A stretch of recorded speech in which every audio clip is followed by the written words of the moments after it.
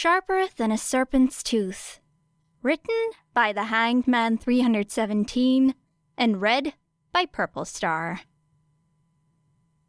Chapter 22. That first breath of air was always the sweetest. Nothing would compare to the night of her escape. The feeling of the wind in her hair, and the glimmer of stars in her eyes as she finally left that awful darkness behind her.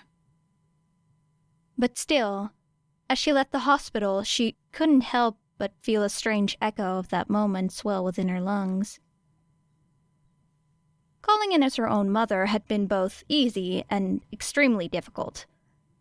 The discomfort of that mask making itself known in an unusual tenseness of her voice. In a rare stroke of luck, unease and thinly veiled panic were exactly the sort of emotions a mother should be expressing upon hearing villains had put her child in the hospital, so it all worked out in her favor. "Feel free to call if you notice any strange symptoms, or even if you just need a checkup," said the doctor cheerfully, as she handed Era a set of clothes. Unfamiliar, just like everything in this fucking hospital. Clearly, her own clothes had been ruined beyond repair. Era had accepted them with a shy smile and a murmured, "Thanks," before quickly excusing herself the change. Fuck. It felt itchy on her skin. The sleeves far too short and the collar low cut and exposed. It had been almost a week since her last incident, so most of her scars were barely visible, but still, it left Era feeling open and vulnerable. And then the freedom, a blissful escape from the chemical-scented halls of the hospital and the ever-watching eyes of her teachers. Because they were watching. Era was sure that it wasn't just her usual brand of paranoia. Especially after she caught Present Mike hovering outside of her room one night. Perhaps it was concern over an injured student? Seemed a little extreme, but she couldn't think of any other explanation. If they were truly suspicious of her, then she should have been arrested as soon as that detective got through with his questions. Given the extent to which UA pampered its students, she wouldn't be surprised. Era couldn't believe that the school had actually given them so many days off. Most of those kids weren't even injured. And it was only one goddamn class out of what, 30? What, one real fight that most people weren't even involved in, and suddenly everyone needed to stay home and rest up for a day? Pathetic. Now, though, walking through the bustling halls and feeling everyone's eyes on her, she couldn't help but wish they'd decided to cancel for another day. Even sitting in her husk of an apartment had to be better than this. The constant whispers that quieted just as she passed. The pointed staring that never abated. The way the entirety of Class 1C fell into a sudden hush the moment she opened the door. What happened to Step 3? Be normal. Era resisted the urge to duck her head as she shuffled into class. Making herself smaller would only draw more unwanted attention. Gradually, with great hesitance, the conversation started up again, while Era slid into her seat. And still it was stilted, unnaturally stiff, dancing around the topic everyone obviously wanted to talk about. The student sitting at the desk next to her kept glancing over when he thought she wasn't looking. Era sighed, settling her hands in her arms in the vain hope of catching a few moments of sleep before homeroom started, if only to drift away from the skin-crawling scrutiny. "Hey, it's Suzuki, right?" Oh, great. It appeared that her neighbor had worked up the courage after all. Era remained still. Perhaps if she played dead, he would just go away. No such luck. A sharp prod to her arm had her lifting her head with a wary glare. The kid was lucky she didn't just snap his finger in two. The memory of blood, thick and sickly, filled her mouth, and Era resisted the urge to run her tongue over her teeth in order to rid herself of that awful taste. Instead, she simply stared at the offending student and waited. You were at the USJ, right? The entire class, it seemed, had gone silent. Apparently, this was of far more interest to them than whatever homework or weekend plans they'd been pretending to be invested in before. "Don't ask questions you already know the answer to," said Era, straining to keep the venom from her voice. "What do you want?" Well, what was it like? You know, with the villains and... Era remembered Eraserhead's pained expression as the Nomu broke his arm and was struck with the sudden but overwhelming desire to be left alone. "I bit a man's finger off." Era bared her teeth into an approximation of a smile. The other student let out an uncomfortable laugh that faded to silence when Era set her head down once more. Wait, are you serious? Short of wearing a sign that said, "Don't talk to me," Era wasn't sure how she could be giving this kid clearer signals. Although, maybe he just didn't care.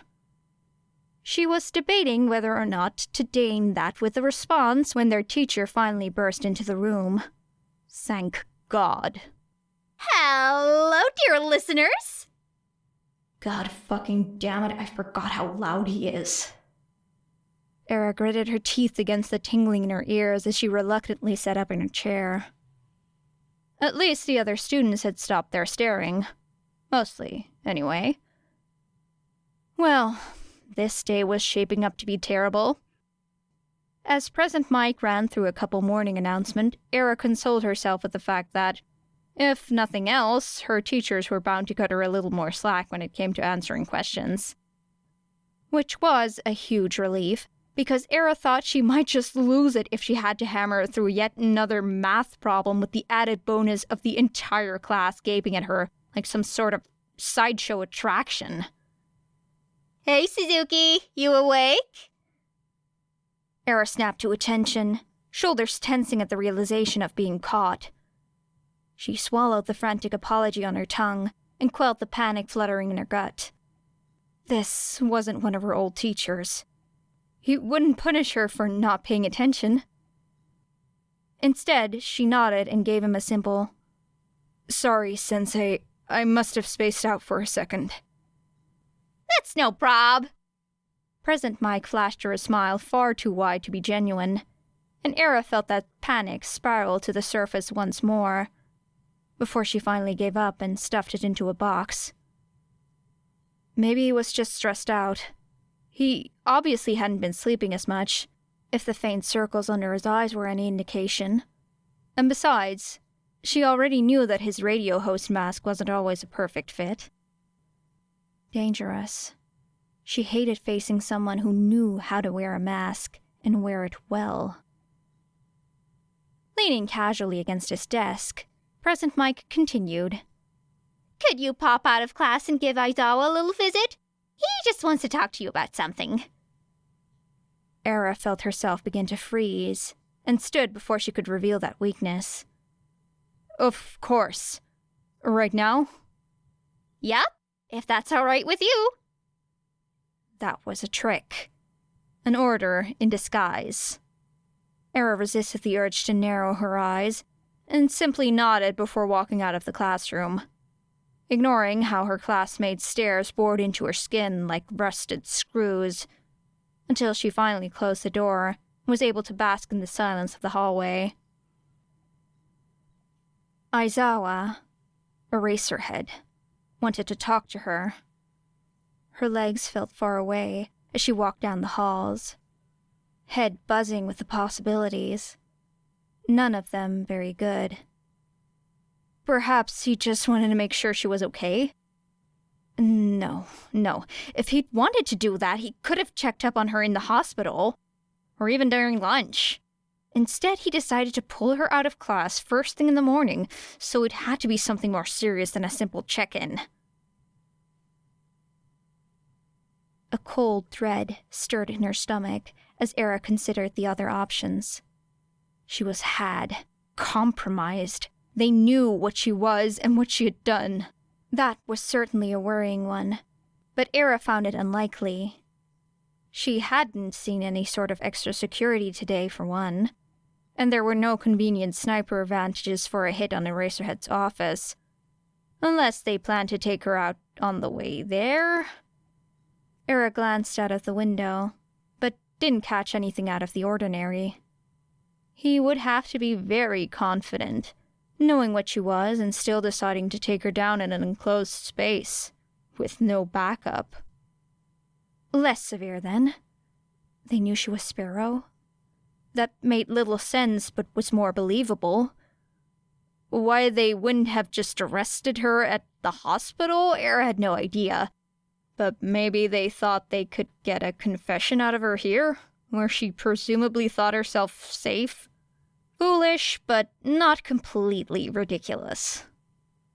Era was never safe, as she was acutely aware. She wouldn't slip up like that. They'd have to drag her to the station if they wanted to stop fucking around and get serious. And even then she doubted they'd be able to pry anything from her. Unless they had a very specialized mental quirk. So, she'd treat this like a light interrogation. Keep her exits clear and available. Be ready to run if she had to. Era found herself at Eraserhead's office far faster than she'd expected.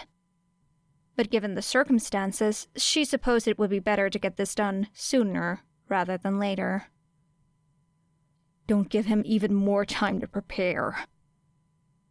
Knocking softly on the door, she entered as soon as she was instructed to. You said you wanted to speak with me, sir? He looked bad. The last time she'd been in this office, the lights were dim, but now in the bright light she could see the stark contrast of old bruises against his skin, where they peeked out from beneath his clothing. The thick bandages that swaddled his arms, and half of his face hiding what she was sure were even worse injuries. Eraserhead didn't look up from his computer. Close the door behind you. Well, there went keeping her exits open.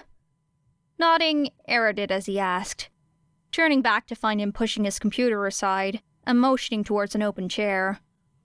Well, it was more of a loose gesture, and honestly, Era didn't think he should even be doing that, given how damaged his arms must have been. She sat stiffly, making sure to keep most of her weight in her legs, in case she needed to spring up and fight her way out. "Present, Mike," she began, resisting the urge to narrow her eyes as he cut her off. Yamada-sensei. Right. Yamada-sensei sent me here, but I'm not sure why. Eraserhead raised a brow at her, the one that was visible. Really? He sounded unimpressed. Yes? This conversation was taking a strange turn, and it hadn't even started. Really? He huffed, glancing down at the papers strewn across his desk. Give me one reason why I shouldn't expel you right now. Era felt her face go slack in an attempt to gape, and she instinctually adjusted her expression to something more acceptable, while her fingers twitched at her sides. I'm afraid I don't understand. You're a smart kid, Suzuki. Do I really need to repeat myself? That dread, the suffocating sense of walls closing in, that haunted her steps all day was beginning to squeeze softly at her throat. Breathe. She couldn't be expelled. That was the worst possible outcome. At least if she was discovered, then she could just run and hide, call it a wash and start over somewhere else. Expulsion was public, recorded, easily accessible. She was out there, now, and something so high profile as getting kicked out of the top hero school in a nation was bound to be noticed if her attendance hadn't been already. Vulnerable. Open, easy prey. Era wasn't sure she'd be able to run with so little time. Of course, she couldn't give those reasons. Call it intuition, but Era was pretty sure that if you expel me, I won't have the protection I need. Wouldn't yield her the results she'd like. He was still staring, waiting. Fuck, how long had she been? You really don't know. Oh, thank God, he was talking again. That meant she had more time to figure this shit out. Time to read him. To get at whatever the fuck he wanted from her. Eraserhead slid a piece of paper in front of him, spinning it around so that Era could see it. This is your expulsion form. I've already filled it out. I just need to stamp it to make it official. Of course, it needs to undergo an approval process through the principal, but I have to tell you, Suzuki. In all my years of teaching, every expulsion I've ever submitted has been approved. Why did this feel like a fucking interrogation? Worse, actually, because usually in an interrogation, they'll tell you exactly what they want. Beat the question so thoroughly into your skull that even silence and shadows become laced with talk, and just tell us what we want to know, and you're only making this harder for yourself. Era, for all her experience, had no fucking idea what this man wanted her to say. Read it. Ah, an order. Fucking finally. Looking down, Era did as she was asked, feeling her brow wrinkle with confusion before she hastily smoothed it flat. Reckless endangerment? Refusal to follow instructions in a crisis situation? What the fuck? This is about the USJ, said Era flatly. Keep him talking. Keep him... Yes. Eraserhead sounded exasperated as he slid the form back towards him. I was kidnapped. I hardly see how that's my fault. I'm not blaming you for being kidnapped, kid. It's your behavior after the fact. A difficult situation. Era knew she shouldn't be arguing. Should just capitulate and give them what they want. But something in his tone stirred smoldering embers in her blood, threatening fire. It was a difficult situation, and there wasn't a correct way to act. Wrong, he said dismissively, and Era bit back a growl. There were several correct ways to act, and you chose none of them. What would you have suggested then? Era managed to say without gritting her teeth. Eraserhead sighed, closing his eyes tightly before opening them once more.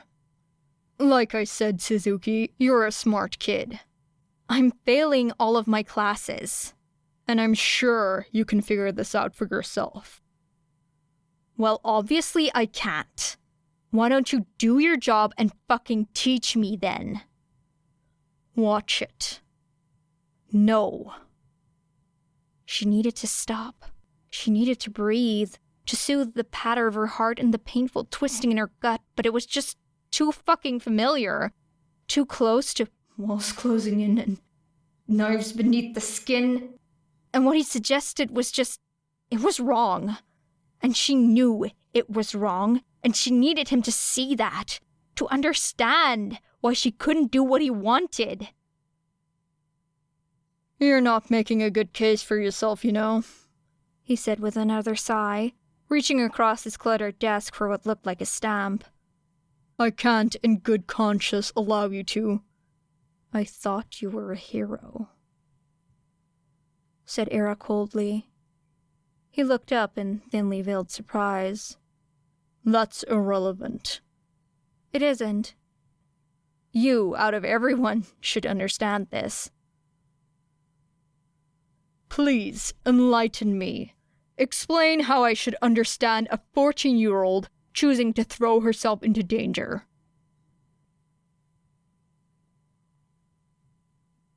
Though he was trying to hide it, Era could tell he was starting to get riled up as well.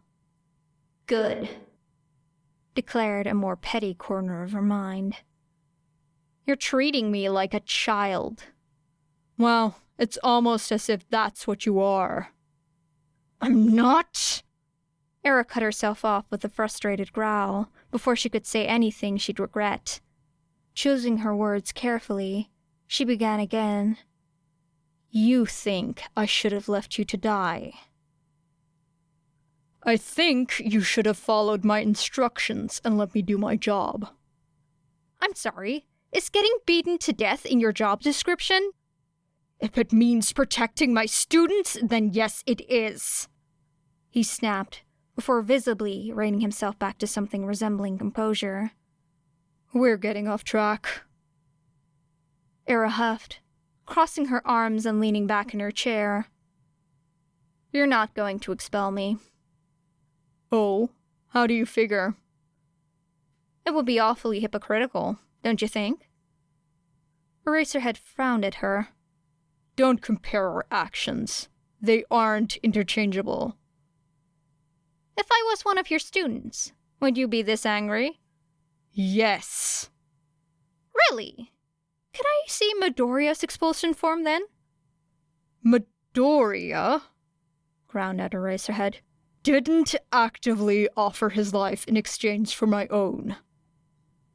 Era grinned. Oh, so this is a personal issue.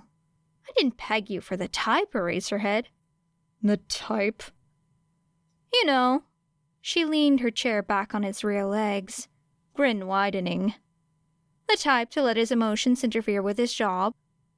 This isn't about me, and stop doing that, you'll break your neck. Era snorted, but let the chair fall back down. It really seems like it's about you. You're not giving me a reason. Why do I feel like you want me to give you a reason? Era asked pointedly, tilting her head to one side. I know as a first year in high school it might seem this way to you, but you do not, in fact, know everything. Ouch. Stamp the paper then. You think I won't? Now who sounds like a high schooler? This isn't a joke, Suzuki, he snapped. Then stop treating it like one, she growled with equal frustration. Eraserhead paused, his expression turning puzzled. Why? He said slowly, as if choosing his words carefully. Do you think I'm treating this like a joke?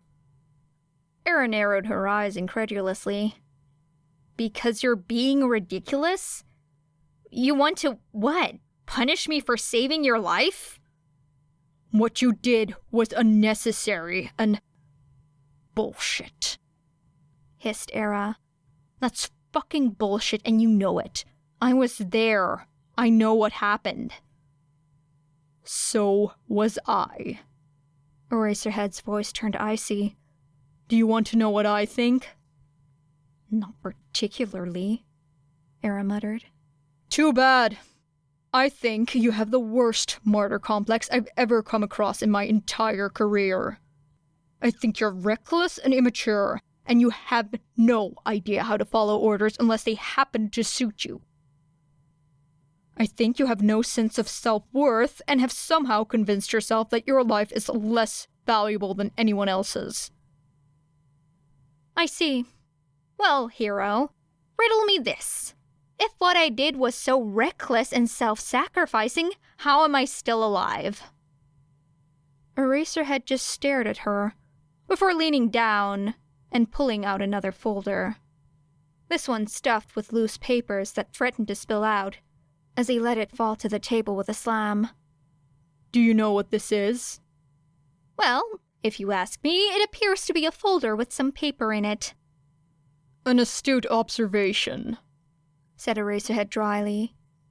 He flipped through the papers, coming to a stop when he seemed to find what he was looking for. These are your answers from the entrance exam. You guys keep those? It seems like a lot of effort. Only for the students that are accepted. You'd be surprised. They can be very enlightening. For example, this is your answer to the personal essay section. Do you remember it? The trolley problem, Era muttered. What garbage. That one does tend to be an issue for aspiring heroes. Most of them just end up picking a different prompt, or trying to argue both sides without coming up with a plan of action. That kind of hesitation can be devastating on the field. Do you remember your answer, Suzuki? Era didn't reply, lips pressing together into a thin line. I'll jog your memory then. You argued that a modern train should have automatic brakes in place. Something that will stop the train if it ends up hitting something. Then you said that, in order to keep the train from hitting either set of potential victims, you'd simply throw yourself onto the tracks, in hopes of setting off that braking system. I believe your exact words were, "Gum up the wheels." Very poetic. After switching tracks, said Era sedately. Yes, of course, after switching tracks to where it would hit the least amount of people. Because that was the concerning part. I don't see what the... Really? Really? You don't see what the problem is? That's what being a hero is, isn't it? They're civil servants. You know, when I first read this essay, I thought it was concerning, but ultimately all talk. After all, there was no proof that you'd actually act like that in a crisis. I feel like you're ignoring me. Say something worth listening to then. Harsh. Era glanced towards the door, then back at the form still lying on the table. If you're going to expel me, then do it. I'm not going to sit here and listen to you say that I should have let you die. Groaning, Eraserhead leaned back in his chair, and for a moment, Era felt sorry for the man. He was clearly exhausted, and given the extent of his injuries, there was no way he wasn't still in pain. Let's try this again. Don't you have a class to teach or something? Irrelevant. Why do you think my life is worth more than yours? Because I'm worthless. A waste, a nothing. Because my quirk makes that question pointless. Because I'm used to pain, to suffering, and I have to stop being selfish if I ever want to be of use to anyone. Because I'm so tired of people leaving me behind. What is this, a therapy session? Answer the question. It's not, Era ground out, because she knew it was the answer he wanted. It's not worth more than mine. Very good. That was almost convincing. Try again. Fine, she snapped. You want a real answer? As opposed to a lie? Yes. You're a hero and a teacher. You save people every day. You have kids to teach and villains to catch and people who care about you, who miss you. You're none of those things. For some reason, hearing him say it out loud made it all the worse. Yes. People... Eraserhead hesitated, as if unsure how to pick his words. People care about you, Suzuki. The fake name really hammered home how wrong he was. Era just gave him a weak laugh. Sure. Fine. Don't you wonder how no one knew I was gone until I showed up at the USJ? He winced at that. It isn't. It's fine. I don't care. I do. Heroes lie. Thanks. That warms my heart. Are you going to expel me or what? Maybe, if she played this right, she could get all of her shit together and skip town before midnight. That had to be enough time, right? Hizashi is better at this than me, he muttered, as if to himself. You asked, sir, said Era stiffly, tapping her fingers against the bottom of her chair. I did. I'm sorry you feel that way. Era felt a searing burst of laughter bubble up in her throat, and quickly restrained it. Cool. That's nice. Have you considered seeing a... Are we done here? Eraserhead gave a soft huff of what might have been laughter if it didn't sound so tired. I asked you a question when you walked in. Please answer it. I don't have an answer, but you seem very invested in changing my mind, and that's certainly never going to happen if you expel me. That's... What? That just leads into my second point very nicely. Second point? Era winced, glancing at the clock. She wasn't sure that she could take another round of this. If you're going to insist on being a reckless idiot, then you should at least learn how to do it properly. You're right. I can't expect you to change your behavior without a new real instruction. That would be an insult to my profession. Which one? Teaching or hero work? Era muttered half-heartedly. Both, actually. I have a couple open spots in my class. I think you should take one. This time, it was all Era could do to keep her mouth from falling open, like some sort of slack-jawed idiot. And as it was, her eyes widened in shock until she managed to regain some of her composure. I think I just got whiplash. Weren't you just saying you wanted to expel me like 5 minutes ago? I asked you to give me a reason not to. I'm not sure I've found it yet, but I'm open to exploration. This was... Shit, you absolute... The form is still filled out. I wouldn't. You tried to trick me. I believe I succeeded in tricking you. Smug bastard. As if, Era scoffed. I figured you out. I knew you wouldn't actually expel me. Of course. I'll just stamp this form then. How does this work? Asked Era hastily. What, am I supposed to take a test or something? He grinned, gently setting the stamp down on the table.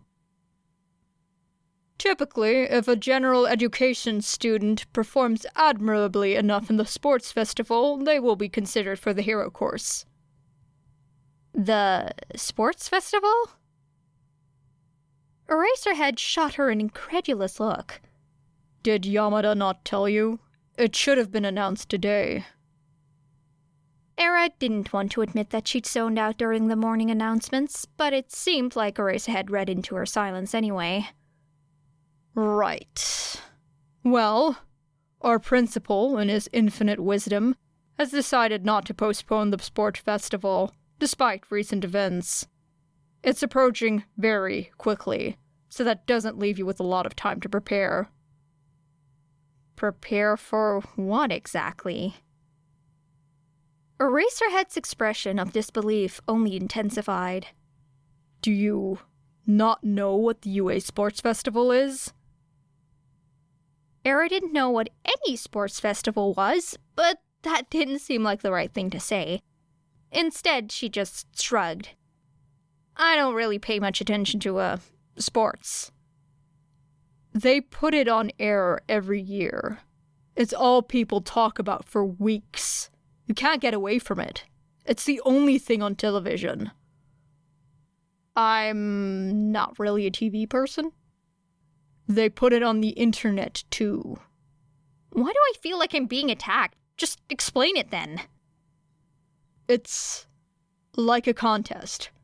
All of the students in your year will be competing against each other in 3 sets of challenges. The first 2 are something random, but the last one is always one-on-one combat. And everyone watches this high school event? It's quite competitive, and I'm told it's entertaining. Eraserhead sighed, beginning to tidy up some of the papers on his desk. I guess it loses some of the appeal when you've had to grade all of their essays. Yeah. So it's like a pit fight? No, it's not a... Why would it be a pit fight? There are rules. Pit fights have rules sometimes, muttered Era. It's not a pit fight. Cage match? No! Eraserhead rubbed at his face, wincing when the motion jostled his arms. Frowning, Era stared down at her lap before asking, Does it hurt? What? The fights? I mean, it can get a little rough, but... No, I don't mean... I mean your arms, and your face, ribs. Era felt heat rise to her face before she managed to slam down the... My fault, into a neat little box. Eraserhead was silent for a long while, and Era was almost tempted to look up at him before he answered with a sigh. It probably hurts a lot less, thanks to you. Era looked up sharply. I didn't do anything. You did enough. Too much, honestly, but you're right. I don't know what might have happened. At the end of the day, everyone came out alive. Sometimes that's the best you can ask for. There was a moment where Era hesitated, swallowing the words in her throat because... Don't show him your weakness. Don't give him the satisfaction. But he didn't pounce, didn't punish, just quietly tilted his head in a silent bid for her to continue. I thought you were going to die. She whispered, unsure if he'd even be able to hear it. I didn't. Yeah, I know. Era laughed, running a hand through her hair before glancing at the clock. Am I late to class? I feel like I'm late to class. I'll write you a note. Great, but honestly, I'm failing as it is, so... Why? Era looked back at him warily, hand frozen at the back of her head. Is this another trick? No, I genuinely want to know why you think you're failing. Because I am? I don't know any of the answers. I'm not very smart. This really shouldn't be news to him, but apparently it was. He shot her a quizzical look. Your grades on the exam weren't stellar, but they weren't those of a failing student. You should be able to pass your classes.